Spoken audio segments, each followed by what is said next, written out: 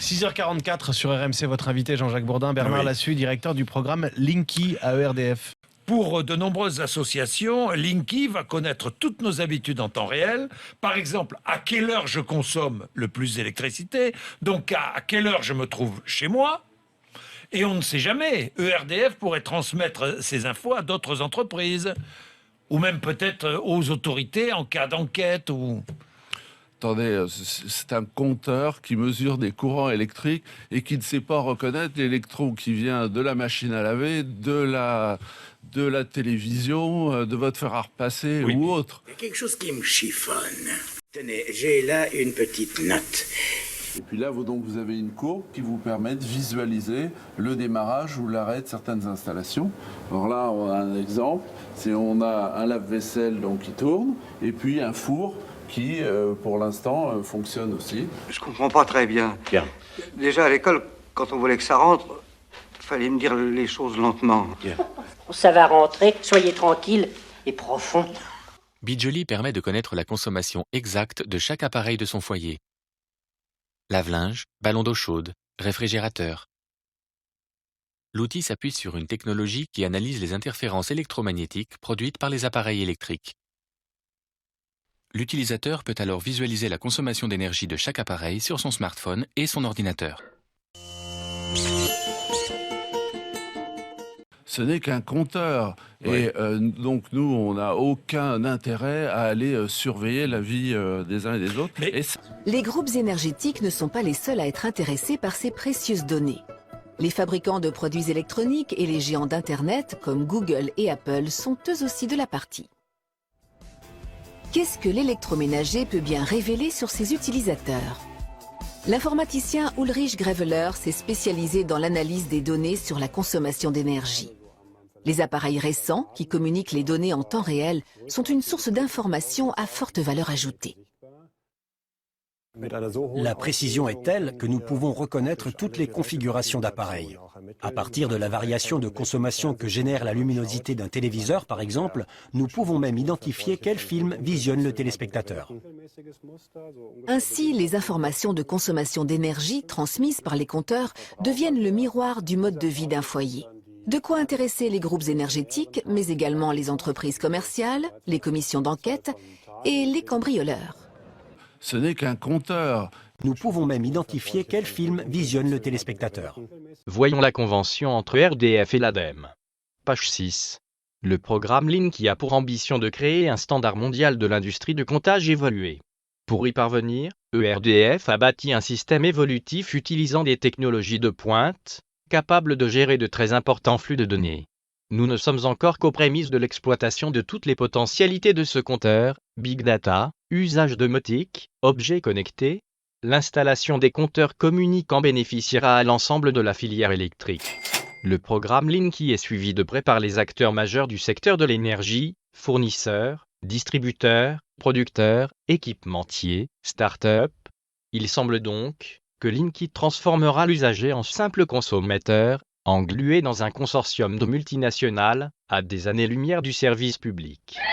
Ça ne coûte rien aux consommateurs. Ça ne coûte rien. On est prêt.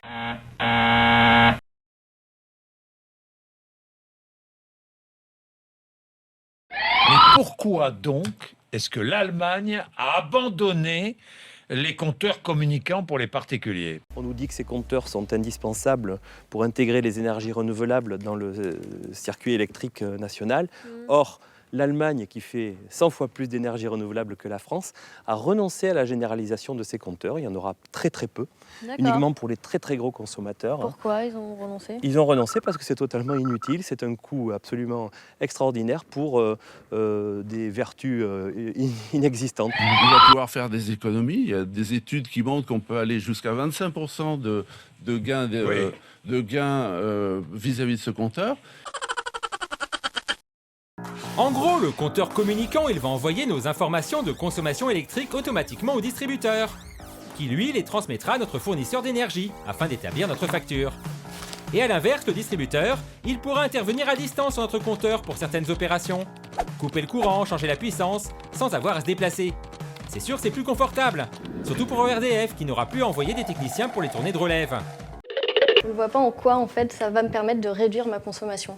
Imaginons que vous pouvez suivre votre consommation journalière avec un pas de 10 minutes ou une demi-heure. Vous avez des points comme ça. Vous allez pouvoir peut-être vous rendre compte que la nuit, vous laissez des appareils en veille et que ces appareils en veille, eh bien, grosso modo, représentent peut-être 5, 10, voire plus de votre consommation. Mais ça, on le sait que c'est pas bien de laisser les appareils en veille la nuit. La position de l'UFC que choisir, c'est de dire que devoir aller sur Internet, déjà tout le monde, pour des raisons techniques ou financières, n'ont pas accès à Internet. On voit bien, il y a des études qui montrent que certaines catégories de population ne maîtrisent pas cet outil ou très très mal, donc c'est une première difficulté. Oui, car pour Nicolas, le compteur Linky, il a un défaut. Il n'affiche ni la consommation en instantané, ni son équivalent en euros dans la maison. Et ça, il trouve ça ballot. Côté fournisseur, pour l'instant, il n'y a pas foule concernant les nouvelles offres. Seulement 2 ont sorti des abonnements réservés aux clients qui possèdent un compteur Linky. Alors des offres innovantes avec des économies à la clé ? Bah faut voir. Est-ce que pour l'instant, ces offres, elles sont moins chères? Alors, tout dépend, j'ai envie de dire, de votre type, de votre profil de consommation. Il faut bien voir que pour l'essentiel de ces offres-là, enfin, du moins là, pour l'instant, il n'y en a que 2, les prix de l'électricité sont comparables à celles aux offres classiques. Par contre, ce qu'on voit, c'est que, par exemple, les abonnements sont plus élevés.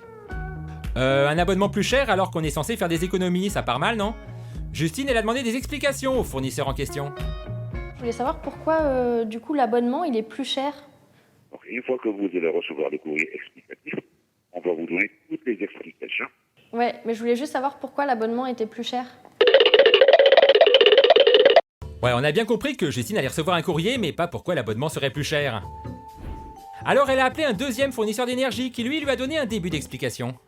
Nous gérons les offres, mais il y a une part de tarification qui concerne le RDF. Nous ne sommes pas en mesure de pouvoir justifier ce prix-là. D'accord, donc le fait que l'abonnement soit plus cher, il y a une partie qui est un frais de ERDF, c'est ça? C'est ça. Vous savez, quand on a un abonnement, vous avez des frais d'abonnement, justement, oui. Pour le compteur. Oui. Hein, c'est plus ou moins un abonnement pour la location du compteur. Alors, certains fournisseurs proposent d'autres produits à côté de cette offre, notamment, par exemple, des capteurs de mouvement ou des extincteurs qui n'ont pas vraiment quelque chose à voir avec l'électricité. Mais bon, et donc là, quelque part, ils justifient cette augmentation aussi, par exemple, par un coaching personnalisé, dont on ne sait pas trop ce qu'il y a derrière, qui justifierait finalement cette hausse d'abonnement. D'autres acteurs ne proposent pas de services supplémentaires et augmentent l'abonnement. Des fournisseurs d'électricité qui se mettent à vendre des objets connectés. On est un peu paumé là. Mais ce n'est que le début, car d'ici 1 à 2 ans, environ 8 millions de compteurs seront installés et de nouvelles offres vont voir le jour. Chacun d'entre nous va y passer. Hein. Et voilà.